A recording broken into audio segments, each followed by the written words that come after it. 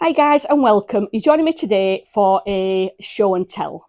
The show is this coat in question that I'm actually wearing. Now this was a seriously oversized coat. It was far too big for me, and I have tapered it in twice by simply going down the side seam under the arm and taper it in, and I did it twice on the side to get the fit, and I've only gone down the sleeves once. But I fancied doing something with it because I thought it looked a bit bland on its own to say it's a full length coat, but I love how it's turned out.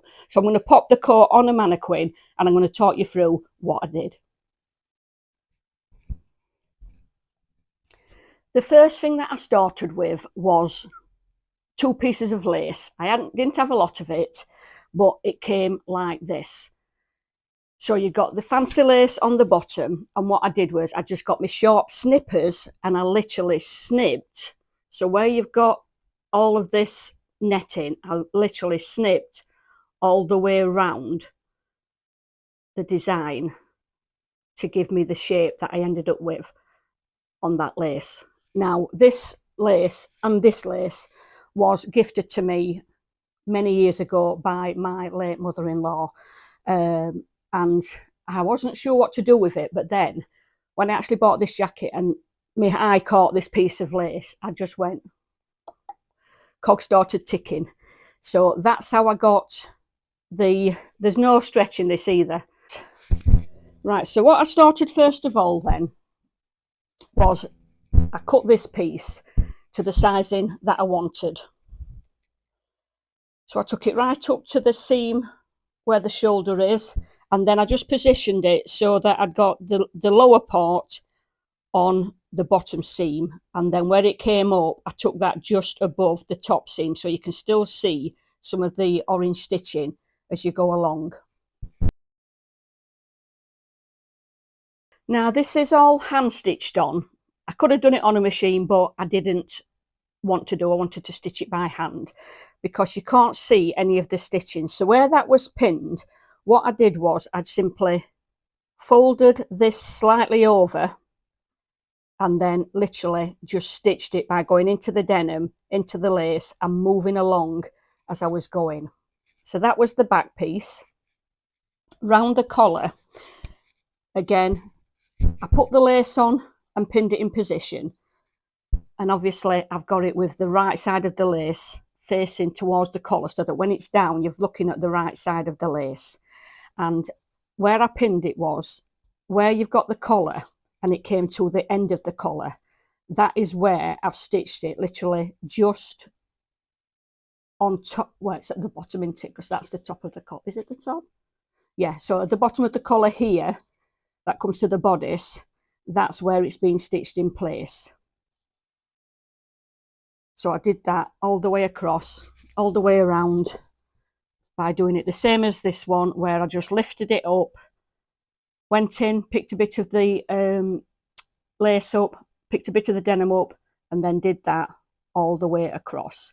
And you cannot see any of that stitching because it's quite neat. So this is the collar, like I said, when it's on. Now, there was netting coming all the way down here and some extra, just like that white that I showed you. So like I said, I've literally snipped all the way around these flowers and leaves, and then I snipped it right up there just so that this could open slightly more when it's going around the collar. And then when the collar's turned down, that's just covering up the lace quite neatly. Just get that across. Right, so that's the neck and the back. Right, so I'm going to talk about the cuff now then. Now, I originally cut these out to put on the pockets, so I was going to have the shape of that on there, and then I changed my mind and decided to put it on the cuff. So I took the original cuff off, which was just a proper original denim cuff, you know, with a button on. So I left the 2 opening pieces with a split.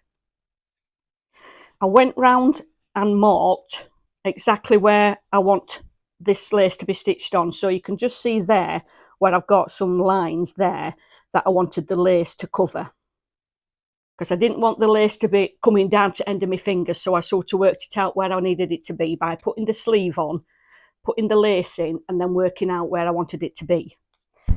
So once that was in position, I literally put pins on, and the pins were on the wrong side, but I did stitch it on the right side so that I made sure that this was level and wasn't going wonky.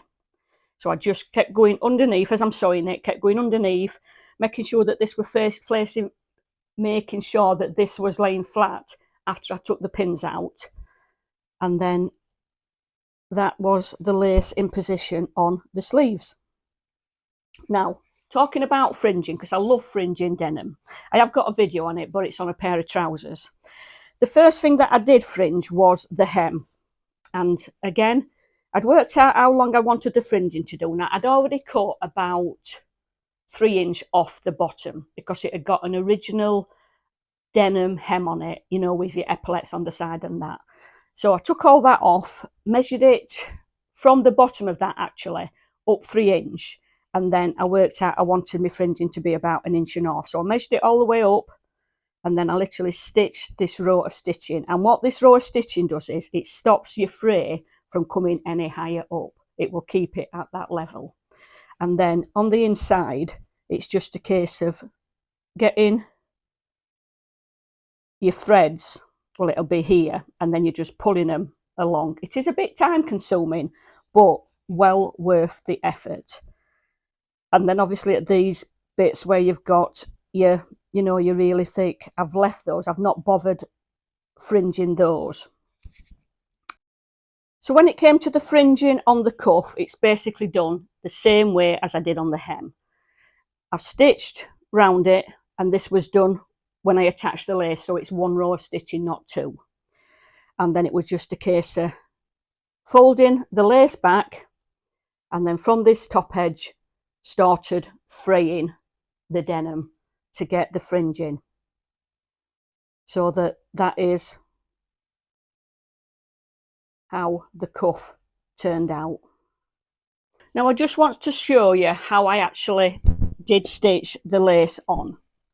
I'm just going to take that off. So obviously, let me just put this over here so it can take the weight.